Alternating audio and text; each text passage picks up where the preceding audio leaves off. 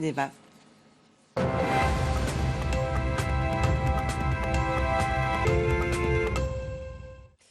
C'est la journée des 10 aujourd'hui, 10 entre autres pour dyslexiques, des troubles qui perturbent l'apprentissage de beaucoup d'enfants. On en parle avec vous, Céline Géraud, chef du service société d'Europe 1. Bonjour Céline. Bonjour Isabelle. Ça touche beaucoup de monde, la dyslexie et tout ce qui va avec. La bonne nouvelle, c'est qu'il y a des solutions. Mais d'abord, dites-nous de quoi s'agit-il exactement ?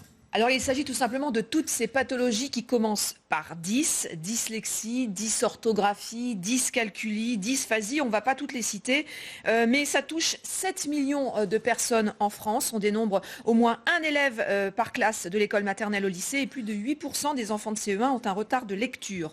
Le point commun de tous ces troubles, Isabelle, une altération de la capacité à retenir, à comprendre, à reconnaître les mots et qui sont écrits. Et la plus répandue de ces pathologies, c'est la dyslexie. Elle touche de nombreuses personnalités. Je veux parler notamment de Steven Spielberg, de Richard Branson, de Jennifer Aniston ou même de Sylvester Stallone. Quelle réussite quand même, malgré tout. Malgré tout.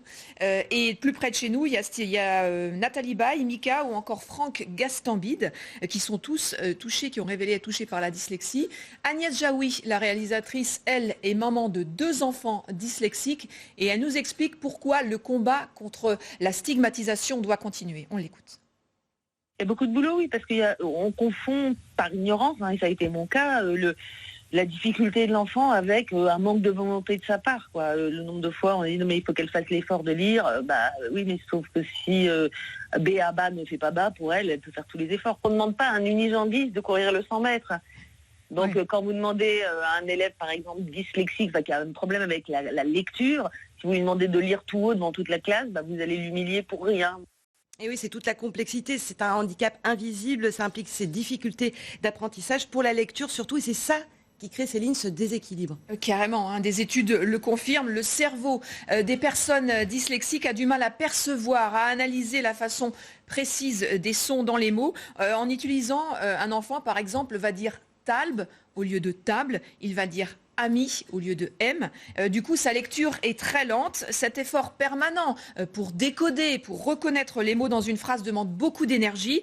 Et les enfants dyslexiques se sentent souvent exclus. Le décrochage scolaire n'est jamais très loin. D'où l'importance de cette journée des 10, qui est l'occasion de mettre en avant les nouvelles technologies, parce qu'on peut aider au quotidien les dyslexiques. Il y en a pour tous les âges, Isabelle. Ça, c'est une bonne nouvelle. Alors, pour les tout petits, regardez, il y a cette application Mila. Écoutez aussi, c'est une recherche de l'INSERM qui démontre que la musique et le langage sont traités dans des zones similaires du cerveau en utilisant le rythme de la musique. Eh bien, Mila permet d'apprendre en s'amusant. Ça fait travailler la mémoire et l'apprentissage des enfants grâce au rythme et les résultats sont probants. Alors pour les élèves de collège-lycée maintenant, il y a cette planche d'étiquettes autocollantes à coller sur le clavier d'un ordinateur. C'est très utile, surtout quand on commence à faire des études.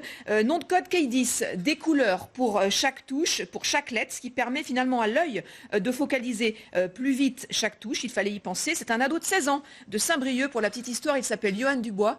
Il a créé ça tout seul. Il était lui-même dyslexique et il a imaginé cet outil lancé il y a bientôt 1 an. Il y a 1000 kits qui ont déjà été vendus, notamment l'Académie de Metz-Nancy.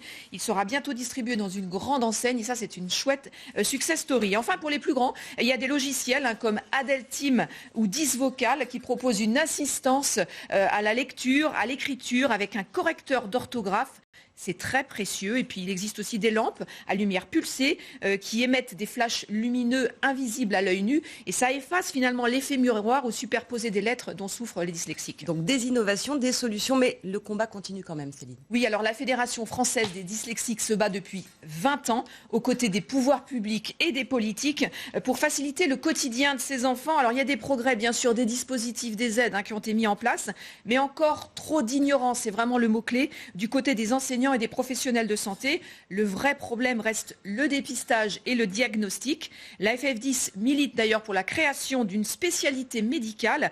Ça va impliquer forcément un changement de numerus clausus pour les orthophonistes, les ergothérapeutes, les neuropsychologues ou les psychomotriciens. De manière générale, il faut favoriser vraiment l'inclusion de ces enfants dyslexiques pour que le 10 soit enfin reçu 10 sur 10. Évidemment, merci beaucoup Céline Giraud, chef du service Société à Europe 1. Merci, 10 sur 10, donc ce sera le slogan du jour. La matinale week-end continue sur CNews et Europe 1. À tout de suite pour un nouveau journal. On ira au Havre où Édouard Philippe s'apprête à lancer son nouveau parti politique et puis à